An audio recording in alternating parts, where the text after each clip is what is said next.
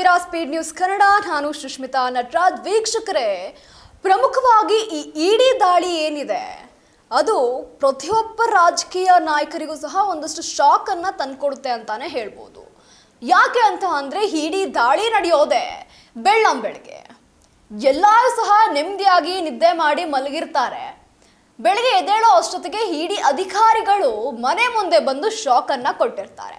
ಅದೇ ರೀತಿ ಶಾಕ್ ಅನ್ನ ಇದೀಗ ಸತೀಶ್ ಜಾರಕಿಹೊಳಿ ಅವರಿಗೆ ಸತೀಶ್ ಜಾರಕಿಹೊಳಿ ಅವರ ಸಹೋದರಿಯ ಪತಿಗೆ ಇಡಿ ಶಾಕ್ ಕೊಟ್ಟಿರುವಂತದ್ದು. ಬೆಳಗಾವಿ ಸೇರಿದಂತೆ 6 ಕಡೆಗಳಲ್ಲಿ ಇದೀಗ ಇಡಿ ದಾಳಿಯನ್ನ ನಡೆಸಿರುವಂತದ್ದು. ಒಟ್ಟಾರೆಯಾಗಿ ಲೋಕೋಪಯೋಗಿ ಸಚಿವ ಸತೀಶ್ ಜಾರಕಿಹೊಳಿ ಅವರ ಸಹೋದರಿಯ ಪತಿಯೂ ಆಗಿರುವಂತಹ ಅಬಕಾರಿ ಇಲಾಖೆಯ ಉನ್ನತ ಅಧಿಕಾರಿಯ ಮನೆ ಹಾಗೂ ಕಚೇರಿಗಳ ಮೇಲೆ ಇದೀಗ ಜಾರಿ ನಿರ್ದೇಶನಾಲಯ ಅಂದ್ರೆ ಇಡಿ ಅಧಿಕಾರಿಗಳು ಇಂದು ಬೆಳ್ಳಂಬೆಳಗ್ಗೆ ಭಾರಿ ದಾಳಿಯನ್ನ ನಡೆಸಿರುವಂತದ್ದು. ಒಟ್ಟಾರೆಯಾಗಿ ಅಬಕಾರಿ ಇಲಾಖೆಯ ಹೆಚ್ಚುವರಿ ಆಯುಕ್ತರಾಗಿರುವಂತಹ ವೈ ಮಂಜುನಾಥ್ ಅವರಿಗೆ ಸೇರಿದಂತಹ ಒಟ್ಟು 6 ಸ್ಥಳಗಳ ಮೇಲೆ ಇದೀಗ ಇಡಿ ಅಧಿಕಾರಿಗಳ ತಂಡ ಏಕಕಾಲಕ್ಕೆ ದಾಳಿಯನ್ನ ನಡೆಸಿವೆ.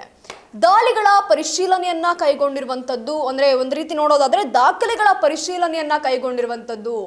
ಇಂದು ಬೆಳಗ್ಗೆ ಕಾರ್ಯಪ್ರವೃತ್ತರಾದಂತಹ ಇಡಿ ಅಧಿಕಾರಿಗಳು ಬೆಳಗಾವಿಯ ದೂರದರ್ಶನದ ಕೇಂದ್ರದ ಬಳಿ ಇರುವಂತಹ ವೈ ಮಂಜುನಾಥ್ ಅವರ ನಿವಾಸಕ್ಕೆ ಲಗ್ಗೆಯನ್ನ ಇಟ್ಟಿದ್ರು.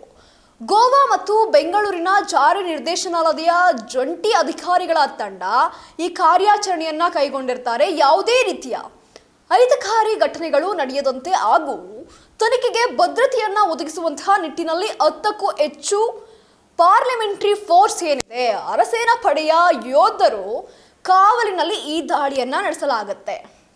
ಒಟ್ಟಾರೆಯಾಗಿ ಯಾವುದೇ ರೀತಿಯ ಅಹಿತಕಾರಿ ಘಟನೆ ನಡೀಬಾರ್ದು, ಯಾವುದೇ ರೀತಿಯಲ್ಲೂ ಸಹ ಯಾರಿಗೂ ಸಹ ತೊಂದರೆ ಆಗಬಾರ್ದು ಅನ್ನುವಂತಹ ನಿಟ್ಟಿನಲ್ಲಿ 10ಕ್ಕೂ ಹೆಚ್ಚು ಪಾರ್ಲಿಮೆಂಟರಿ ಫೋರ್ಸಸ್ ಏನಿದೆ ಆ ಯೋಧರ ಕಾವಲಿನಲ್ಲಿ ಈ ದಾಳಿಯನ್ನ ನಡೆಸಲಾಗುತ್ತೆ.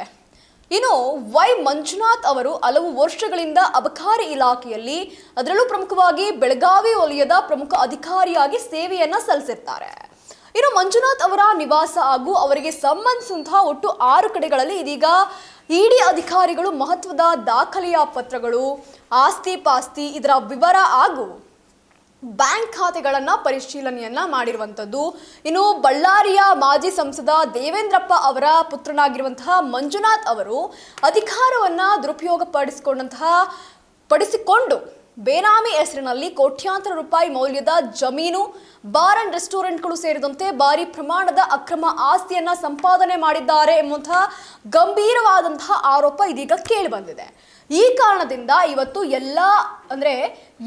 ಸಾಕಷ್ಟು ಕಡೆಯಲ್ಲಿ ಒಂದಷ್ಟು ದಾಳಿಯನ್ನ ನಡೆಸಿದ್ರು. ಅದರಲ್ಲೂ ಪ್ರಮುಖವಾಗಿ ಎಲ್ಲೆಲ್ಲಿ ದಾಳಿಯನ್ನ ನಡೆಸಿದ್ರು ಅಂತ ನೋಡೋದಾದ್ರೆ ಮೊದಲಿಗೆ ಬೆಳಗಾವಿಯಲ್ಲಿ ಇರುವಂತಹ ದೂರದರ್ಶನ ಕೇಂದ್ರದ ಬಳಿ ಇರುವಂತಹ ವೈ ಮಂಜುನಾಥ್ ಅವರ ನಿವಾಸದಲ್ಲಿ ದಾಳಿಯನ್ನ ನಡೆಸಿರ್ತಾರೆ. ಅದೇ ರೀತಿಯಾಗಿ ಬೆಂಗಳೂರಿನಲ್ಲಿ ಇರುವಂತಹ ಮಂಜುನಾಥ್ ಅವರಿಗೆ ಸೇರಿದಂತಹ ಬೆಂಗಳೂರಿನ ಅಪಾರ್ಟ್ಮೆಂಟ್ ಮೇಲೂ ಸಹ ಇಡಿ ದಾಳಿಯನ್ನ ನಡೆಸಿದೆ. ಪ್ರಸ್ತುತ ಮಂಜುನಾಥ್ ಅವರು ಇದೇ ಅಪಾರ್ಟ್ಮೆಂಟ್ ನಲ್ಲಿ ಇದ್ರು ಅನ್ನಲಾಗ್ತಾ ಇರುವಂತದ್ದು. ಇನ್ನು ಮೈಸೂರಿನಲ್ಲಿ ಇರುವಂತಹ ಮಂಜುನಾಥ್ ಅವರ ಮಹಿಳಾ ಸ್ನೇಹಿತೆಯ ನಿವಾಸದ ಮೇಲೂ ಸಹ ದಾಳಿಯನ್ನ ನಡೆಸಿರುವಂತದ್ದು. ಇಡಿ ಅಧಿಕಾರಿಗಳೇನು ಮುಟ್ಟಾಳ್ರಲ್ಲ. ಯಾಕೆ ಅಂತ ಅಂದ್ರೆ ಒಬ್ರು ಸಹ ಬಿಡದೆ ಪರಿಶೀಲನೆಯನ್ನ ನಡೆಸ್ತಾರೆ. ಯಾಕೆ ಅಂತ ಅಂದ್ರೆ ಸ್ನೇಹಿತರಾಗಿರ್ಬೋದು, ಆಪ್ತರಾಗಿರ್ಬೋದು, ಪ್ರತಿಯೊಬ್ಬರ ಮೇಲೆ ಅದರಲ್ಲೂ ಪ್ರಮುಖವಾಗಿ ಅವರ ಕಾಲ್ ಡೀಟೇಲ್ಸ್ನ ಚೆಕ್ ಮಾಡಿನೇ ಇಡಿ ಅಧಿಕಾರಿಗಳು ಕೆಲವೊಂದು ಬಾರಿ ದಾಳಿಯನ್ನ ನಡೆಸ್ತಾರೆ. ಯಾಕೆ ಅಂತ ಅಂದ್ರೆ ಯಾರ ಮನೆಯಲ್ಲಿ ಏನನ್ನ ಅಡಗಿಸಿಟ್ಟಿರ್ತಾರೆ ಅನ್ನೋದು ಯಾರಿಗೂ ಸಹ ಅಷ್ಟು ಸುಲಭವಾಗಿ ಗೊತ್ತಾಗೋದಿಲ್ಲ. ಅದೇ ಕಾರಣದಲ್ಲಿ ಮೈಸೂರಿನಲ್ಲಿರುವಂತಹ ಮಂಜುನಾಥ್ ಅವರ ಸ್ನೇಹಿತೆಯ ನಿವಾಸದ ಮೇಲೂ ಸಹ ದಾಳಿಯನ್ನ ನಡೆಸಿದ್ರು. ಇದೇ ರೀತಿಯ ಘಟನೆ ಅರಸೀಕೆರೆಯಲ್ಲಿ ಸಹ ನಡೆದಿರುವಂತದ್ದು.